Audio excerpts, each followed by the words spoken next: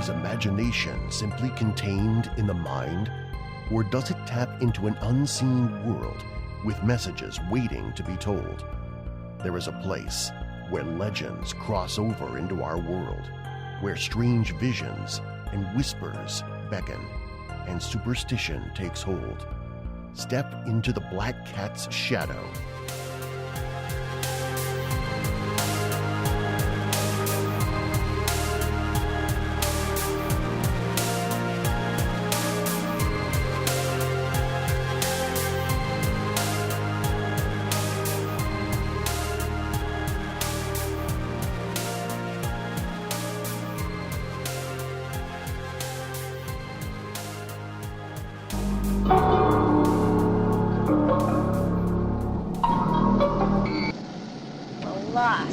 The old creep told you not to get off the road.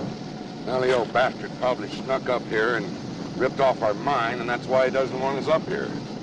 We'll be French fries, human French fries. No, we are not going to be French fries. We're right here someplace on this little blue road. Mother, this road is not a blue line. It's a dotted line if it's on the map at all. Nellis Air Force Base, a nuclear testing site close to the public. Holy shit, Daddy! All right, everybody! Welcome back to the Black Cat Shadow. My name's Andy, and I'm your host, podcasting from Kansas City, Missouri.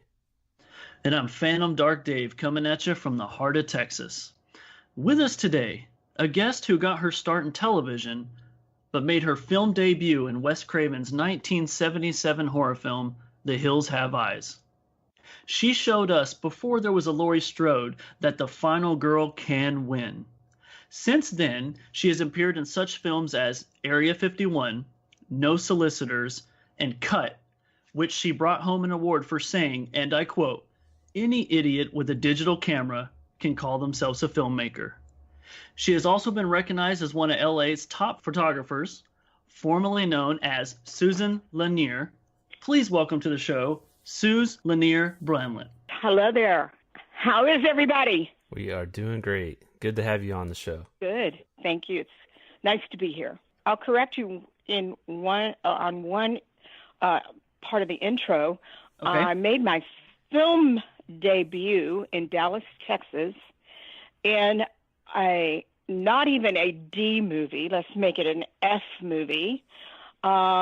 Which was all union, and it was called The Pickle Goes in the Middle. That was filmed in Dallas, and I played a little Dutch girl.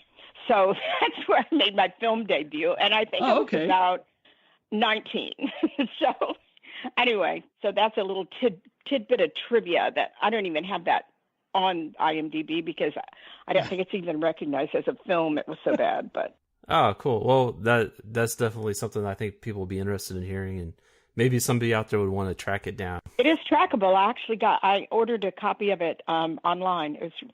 It's a comedy. It was not horror.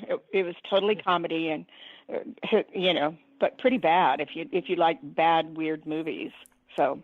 Yeah, that sounds right up our alley.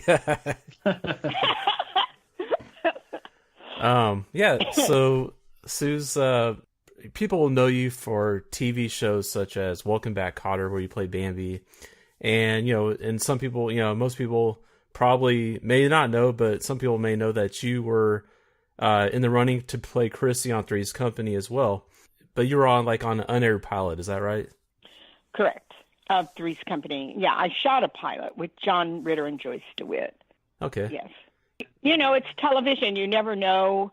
You never know why a network or an executive producer might want to go with someone else or whatever. That's so commonplace, it happens every day.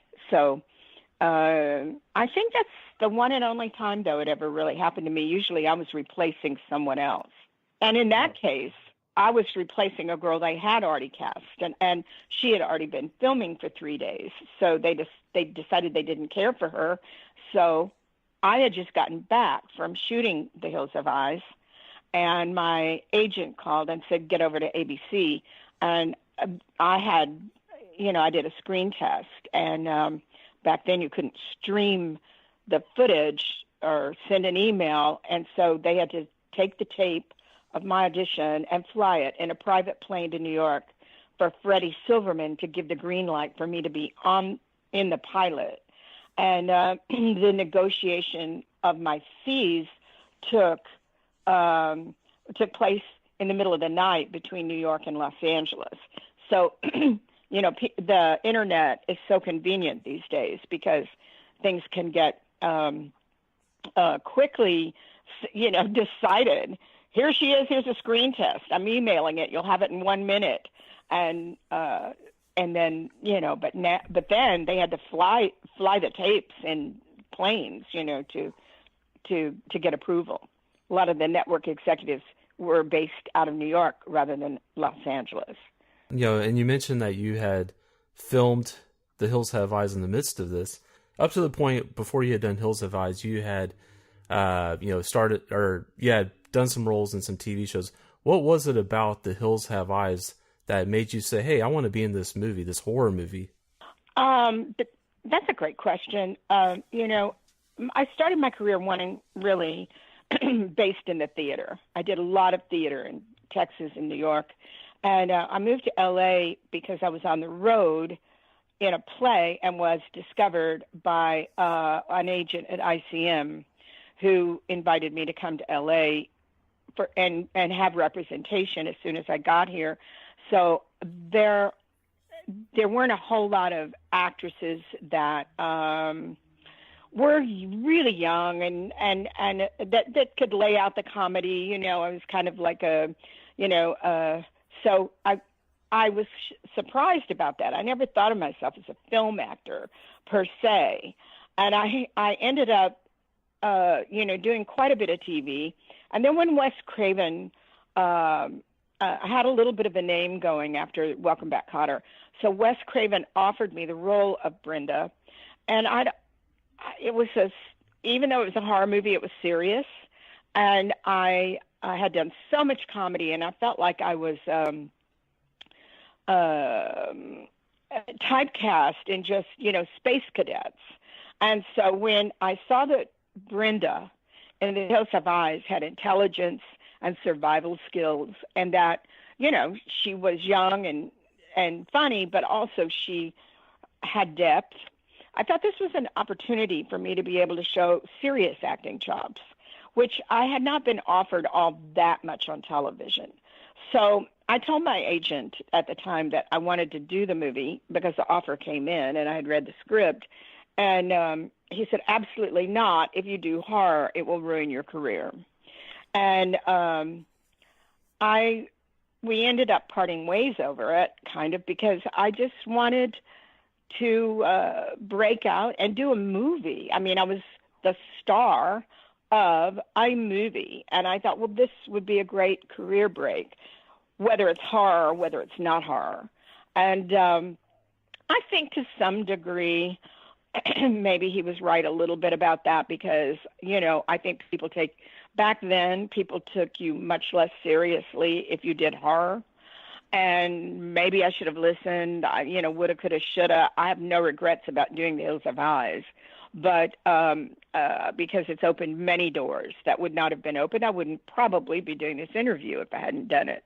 But it also, I think some people, I think I might have lost a tiny bit of credibility for agreeing to star in a horror movie. But my motivation was to be able to show people I could do more than just act like a ditz on television, Yeah, and it's such a shame that the horror genre gets that kind of, that stereotype. And like you just said, The Hills Have Eyes is a movie with depth, with character depth. You see people, being real and being victorious in adversity, and some very, very harrowing situations, some very intense situations. And yeah, I mean, so I agree that this movie is definitely probably the best choice, if you wanted to do something totally different, but it would still have some substance and it wasn't just total trash. So it's a shame that horror gets that reputation though.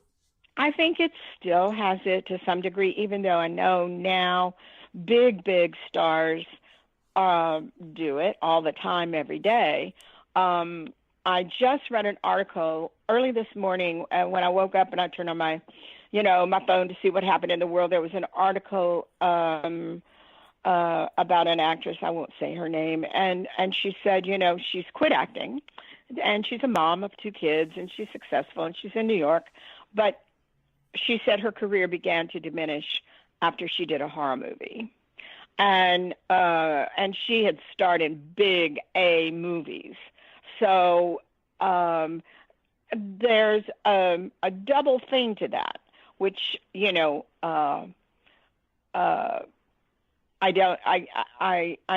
people don't understand that after an actress, a lot of people don't understand that as the actress herself begins to approach 30 years old, the career is going to slow down anyway. I always had a saying that if you haven't made a major mark by the age of 30, unless you're a character actress, if you're a leading lady and you have not made your mark by 30, it's probably not going to happen. So, and I know there are certain exceptions to that rule, but not too many really. So, is it that the horror movie killed the career, or was it because I was getting a little older and the other actress as well? Would it have happened anyway? Maybe. I don't know. I just didn't work as much. That things did slow down. I wasn't offered the type of TV parts that I had been offered prior to The Hills Have Eyes.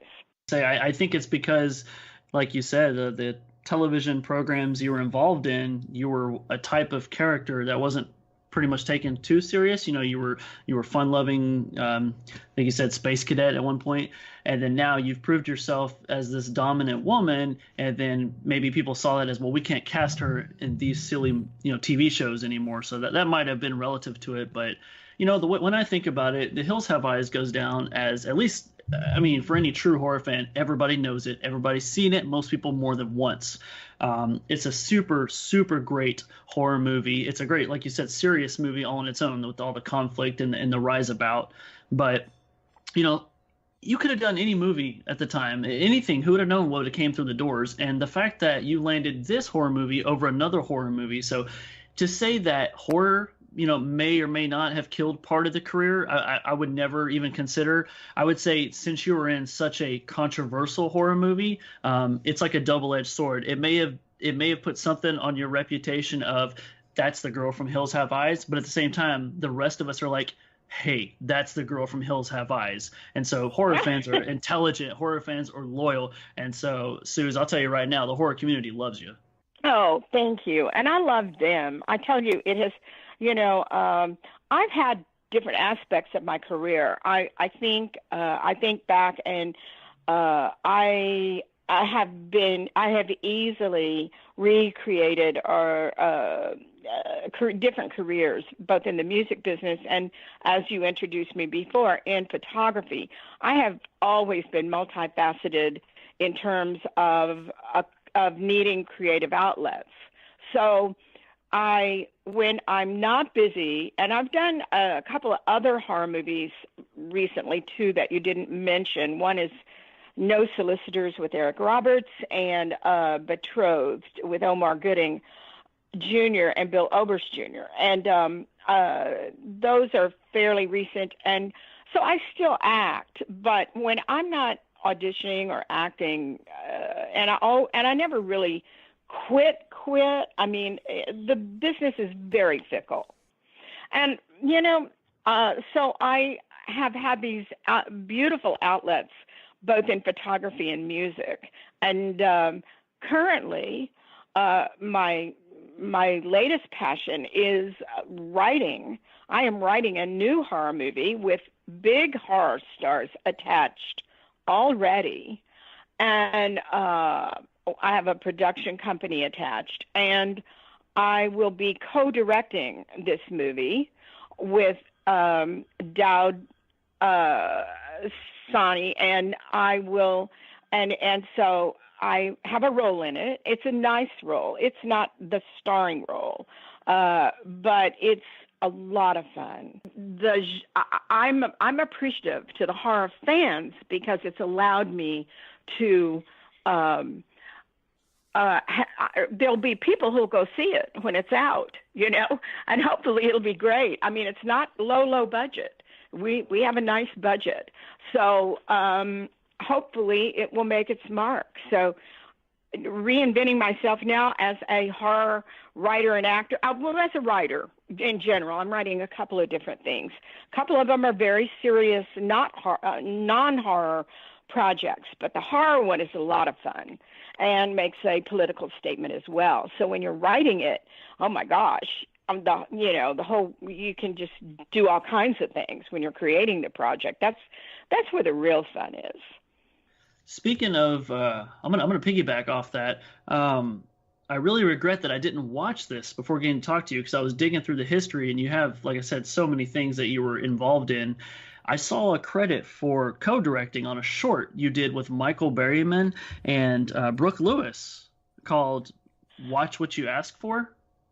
Yes, that's on YouTube. Yeah, and I see that now. It's a song I wrote called "Watch What You Ask For," and in parentheses, "You just might get it."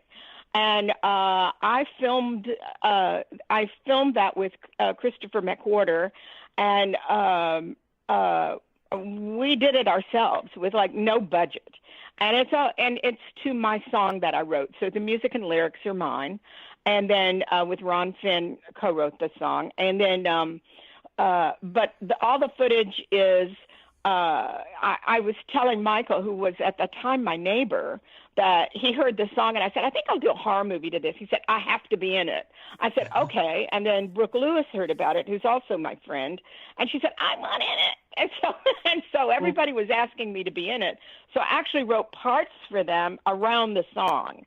So Brooke and I are dear friends, and Michael is like my brother. So it just everybody was calling me to see if they could be in it, and really, it's a really fun video for Halloween. Yeah, we actually had Brooke on. What was that, Andy? Like a month or two ago? It was a little while back, but she came on here and she was talking to us and mostly Andy about a lot of things that she had been into, and then that's so cool because you guys are the three credited, and we've actually been talking with Judy Fox, who manages Michael Berryman as well, and I was going to get him involved and do a little Hills Have Eyes tribute stuff. So that's really cool that you guys are actually kind of close. Yeah, I think all of us, we get invited. A lot of the horror actors get invited to many of the same events in Hollywood. And I actually reignited my friendship with Michael about 6 years ago at a film festival in Burbank, and I ran into him, and he introduced me to his wife, and we all just like kissed and hugged and screamed like, and it had been years and years since I'd seen Michael, and realized that we only lived merely blocks away from each other, as does, by the way, Dee Wallace. And I just did it, in cut. Dee's real daughter, her bio daughter, Gabrielle Stone, plays my ingenue in the movie Cut. I'm the film director. I'm an actress playing a horror film director, and Gabrielle is my ingenue. So Michael, at one time, Michael Berryman, Dee, and I all lived within walking distance of each other. So we didn't get together and stuff. Michael and I did, though. Michael and I still, if he and his wife are in town, we'll get together for Christmas and Thanksgivings and things like that. Yeah, that's cool to hear that you and Michael are close because, and looking at some of the history with Hills Have Eyes, being the kind of more intense movie that it was with some of the subject matter, there was, I think, it looks like you guys always tried to create like moments of levity here and there just to kind of lighten the mood. And I think there was a part where you and Michael Berryman were filming a scene and you guys kind of played a joke to kind of like lighten the mood. What happened there? Well, yeah, some people have heard this. Forgive me if you've heard it before.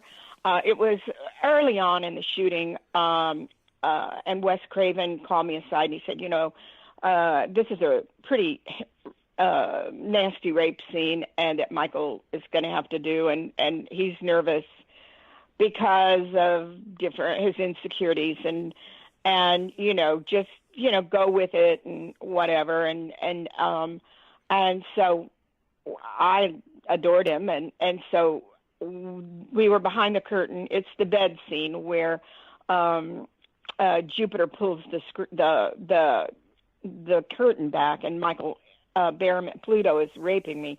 And so I said, Michael, before Wes calls action, let's make out like it's a lovemaking scene, not a rape scene, just to break, just for fun. And so it was the first take, and Wes Craven goes, action, and Pluto pulls the curtain back, or the curtain is pulled back. I don't know who pulls back. And Michael and I are, madly making love, simulating it, of course, and the crew just laughed, and, Wes laughed. And even though we wasted a little bit of money on the take, it broke the ice. And later Wes called me back and he said, thank you so much. That was so cool. It really made everybody in the mood to have fun and make it, it just broke the ice. And we were all new to each other at that point. And they did the rape scene like the first day or two. So it was, it was my idea, and we made out and we had fun, and we've been friends ever since. That's awesome. Yeah, I imagine that was probably, they're like, let's go ahead and get this scene out of the way and focus on the rest of the film. But yeah. What were those conditions like? Because you guys filmed on location, right, out in the desert? Yeah, I mean, when I say French fries, we're all going to be frozen French fries. It was cold out there at night, and so a lot of it was very real. It was a very low budget movie, and so we didn't have our own individual trailers like I personally was used to. The other people had not done as much work on television or, as I had. So, I was kind of used to my own trailer and my own makeup person and whatever. And we didn't have any of that. I mean, we had a makeup guy. He was lovely, but nobody wore very much makeup in the movie. And we all had to share one trailer when we weren't working. And it was different, but I'm from the theater where you don't get spoiled like movie stars. And so just to be working is such an honor. So I don't really care what my dressing room looks like. I've never been picky about that stuff. It's like, okay, I'll get dressed in the bathroom if you need me to. And in rock and roll, I do music too. And in rock and roll, I mean, half the time I'm putting my makeup on in the car. So, I'm so not spoiled as one of those actors, that have to have everything just right. It was primitive though. It was hot in the summer, and in the daytime, and then cold at night. And so, I got a lot of scratches and bruises on that shoot, and there were some other injuries, but with Virginia Vincent, who played my mom. She was injured on the set. So, it was rough. I usually come away from a shoot, no matter what it is, with a bruise or two. Yeah, definitely. It's completely understandable with that movie. Did you guys know, I mean, this was like kind of like a independent horror movie, right? Mm-hmm. Okay, so, I mean, did you guys have any idea that it would gain this cult status that it gained? Oh, absolutely not. And, particularly after we started shooting, I mean, I guess in my mind, when I first got the script, and, this was only I think it was Wes's second movie. And he had scraped money together with Peter Locke, who was the producer, to get the movie made on a shoestring. So I just kind of did it because I wanted to star in a movie, like I said, and I had first billing in it. And so I just thought it was a really good opportunity, not ever imagining that it would become some kind of classic. I just thought it was a hoot for the moment, and I certainly didn't think it had legs. And I've done other films, by the way, that I thought might have legs that did not have legs, so at all. So The Hills Have Eyes, at some point was put into the Museum of Modern Art as the best terror classic ever made. I don't know that that is still the case, but at one point, I think it was put on permanent collection in one of the New York, I think it's the Museum of Modern Art, as one of the greatest terror classics ever made. So that was kind of a nice perk to doing it, you know, to know that it's on permanent collection. Yeah, for sure. That would be a definite honor, just to know that the work that you did, you know, has that kind of merit, and that other people, you know, you believe it yourself, but then to see other people support it as well, that's really cool. Yeah, you know, there weren't a lot of film festival things going on in 1977 or 78, I guess 77 when it was released, or maybe 78. Was it 70? I don't know. Anyway, somewhere in there. There weren't a lot of film festivals going on like they are now. There's a film festival almost on every block of America now, you know, and I think had the Hills Have Eyes been entered into the multiple festivals, it would have, you know, really even had a bigger following than it already does. But I mean, it's been on TV. I don't watch it anymore, but I'll get somebody going on Facebook going, just watch The Hills Have Eyes, and I didn't even know it was on. So it plays all the time on television. Yeah, I think it does. It's definitely one of those, you know, considered a horror classic. I mean, rightly deserved too. I don't see the remake getting as much attention as the original did, and maybe it's just because I'm isolated away from the PR about it, but I don't see too much activity about the remake.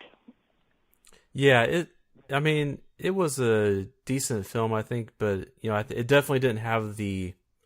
I'll come out and say it's not as good.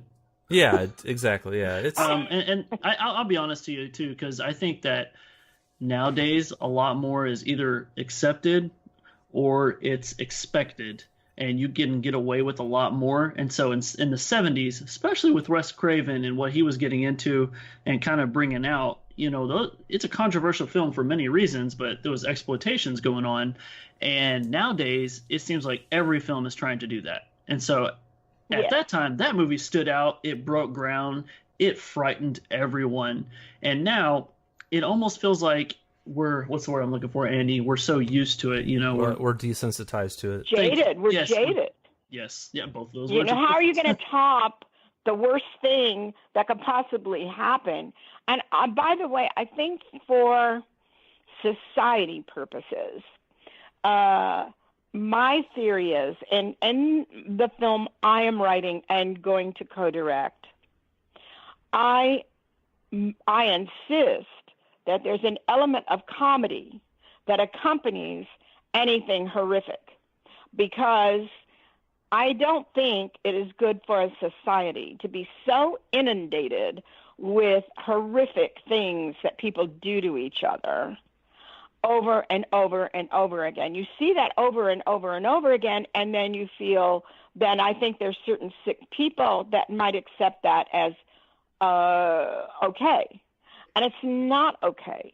And so if I'm going to, I don't want to one day, you know, look at myself and go, oh my God, I influenced that guy this movie influenced someone to do a bad thing to somebody. You know, that's not a good feeling. And I think that TV has gotten so over the top with it. I'll look at Law and Order SUV or some of those, you know, NCIS or some of the shows that I watch or will look at, and I'll go, how can they put that on television? Why would they talk about that on television? And you know, it just makes it look okay. Well, it's not okay. And that's the cool thing about horror, is that I believe that horror fans understand that it's not real, but it's fun, but it's produced and made in fun to some degree. The sadomasochism and masochism, if it's an integral part of a horror movie, I will not watch it. And I regret doing one that I thought was just masochism for masochism's sake. And I foolishly made that movie, and I really, really wish I had not, because I just don't think it's healthy. So for a society as a whole, I'm not saying everything has to be Mary Poppins, but I'm saying, please have a story, a real story about real people, and not just put in slasher for slasher's sake. That to me is not art, and it's offensive. Yeah, I'm right there with you too. Sometimes Andy and I will talk about two different things, and one of them, as far as deaths in horror films, what makes the 70s and kind of the late 60s so tasteful with that is, like you said, like they do what they need to, what makes sense for the story, but it's not too much.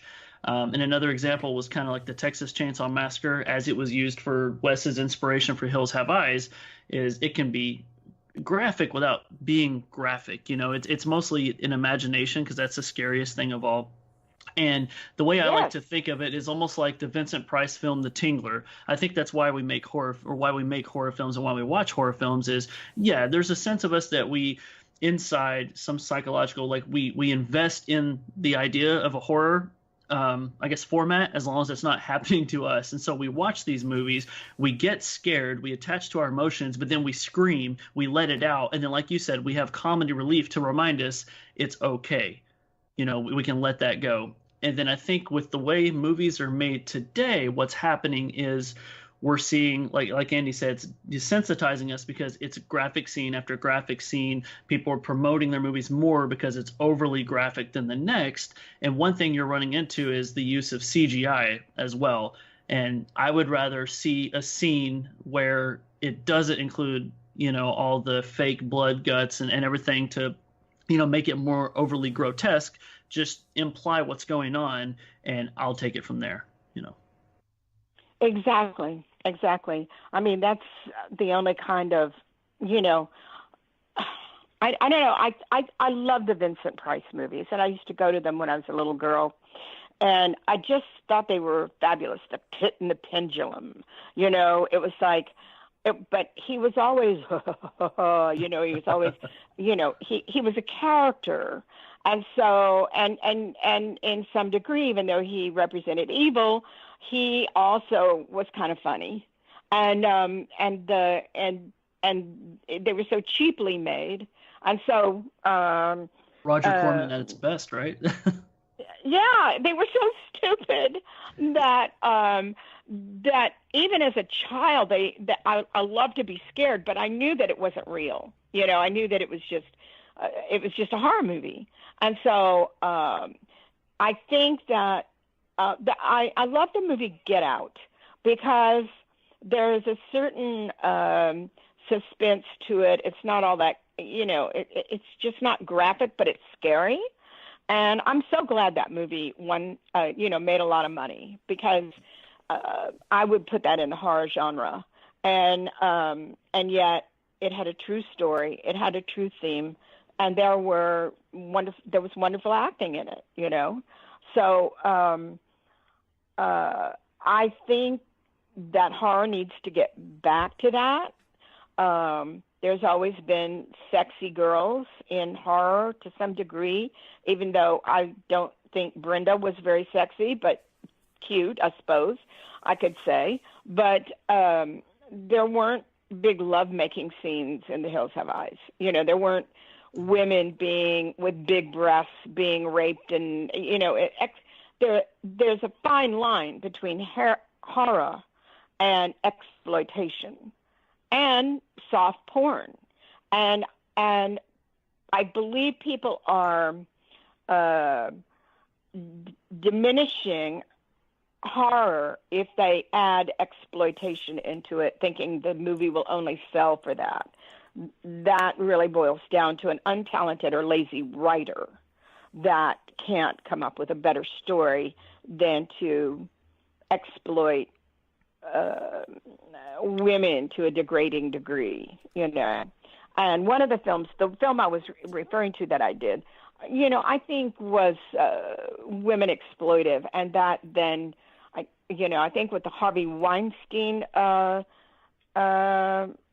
thing that's going on right now, has called attention to the fact that maybe Hollywood has some responsibility to take for predators. You know, that let's get the stories back. Do you know, everybody I meet has a wonderful story somewhere in their family or their life, their own life. And that to me is creativity, when you capture something that's happened. You know, everybody has a crazy aunt or uncle or something that's happened to them that you can make anything into a horror movie or any movie, you know, and call it art. We don't have to be exploitive of women's bodies. And I think that there's always going to be a hot lead boy and a hot lead girl. You know, I mean, that's just kind of the way it is. But you know, I don't know too many horror movies that don't have that. But the ingenue and the leading man, you've got to have that kind of for young people to want to go and to have characters they can identify with. But there needs to be more story than exploitation. And I think if one is going to make an exploitive movie, then it needs to be put in a different category. Don't call yourself horror, you know? Yeah, no, it's well put. I mean, I don't think, you know, we could have said it any better. So I appreciate you saying that. You know, when talking about, you know, writing and things, you know, you mentioned that you're working on a project right now. Is it something you can talk about, or do you have any other projects getting ready to come out that you want to promote? I'm writing a book that I have interest in. One of the networks has interest in it, but I cannot talk about that book. But the horror script that I'm writing, I think that Michael Berryman will probably be in it, and Bill Oberst Jr. Has interest in playing one of the leads. So it takes place in the South. I don't know if you can hear it, but I'm originally from Dallas, and I think there are overtones of a Southern accent that I have. And Bill Oberst is even currently living back down in the South to help with one of his relatives, I think. But nowadays, the beauty of being an actor is that you can live just about anywhere and email in your audition. So either you get the part or you don't. And I love this self-tape, being able to work and not be not having to be in Hollywood. But even though I still live here, but I mean, near Los Angeles, but in Los Angeles, but it's Southern based. My script is very Southern. It's out in the woods, and it's got some religious overtones to it. So that's just about all I think I'm at liberty to say. The story was created by a wonderful writer named Jerry Lee Davis, and so we're hoping to get it completely financed within a month or two. Well, that's exciting. I mean, it sounds fascinating. I'm definitely looking forward to seeing whatever you come up with in the future. And I would encourage all of our listeners to stay tuned to Suze Lanier and just, see what she's got going on. And, thank you for being on the show today. It was an absolute honor and a pleasure to talk to you. Oh, well, it's my delight to be your guest. I have a Twitter account, Suze Lanier-Bramlett. That is Suze Lanier-Bramlett. I'm on Facebook and Instagram, and I've got a new YouTube video out called Facebook that is a comedy. So I have a couple of YouTube things out there, YouTube music videos of music that I wrote. And so that's a whole different part of my life and career, but I'd love for your listeners to go check it out.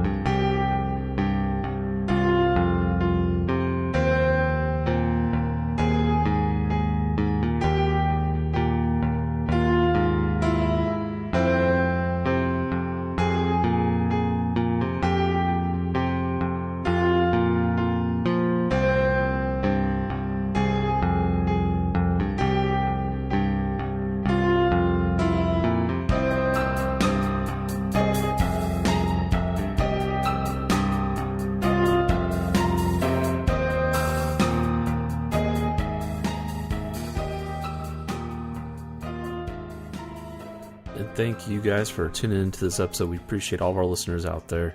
This is our first episode in March, and our theme for March is The Hills Have Eyes. So stay tuned for our next episode, where we will be interviewing another person that was in the original Hills Have Eyes. We will just let that be a little bit of a surprise for you coming up next week.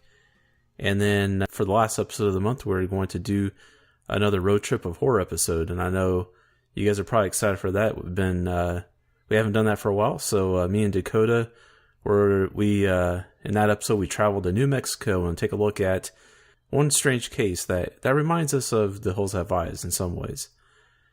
And then we're going to review the Hills Have Eyes remake from 2006.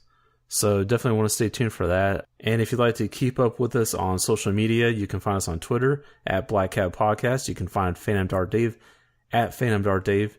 You can keep up with us on Facebook and Horror Amino as well. And also, you can send us an email at blackcatpodcast@gmail.com.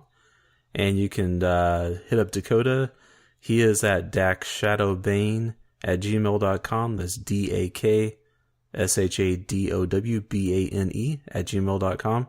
And also our website is at www.blackcatshadow.com, where you'll find all of our episodes there. You can listen to them whenever you like, and you'll also find the links to where you can download them on the app of your choice and listen to them whenever you like as well. And also there is the link for our eBay movie store. There is a store page right there on the website where you can just click on that and you'll see everything that's in our eBay store from the website right there. So I definitely ask you guys to go check that out, see what we've got in the store.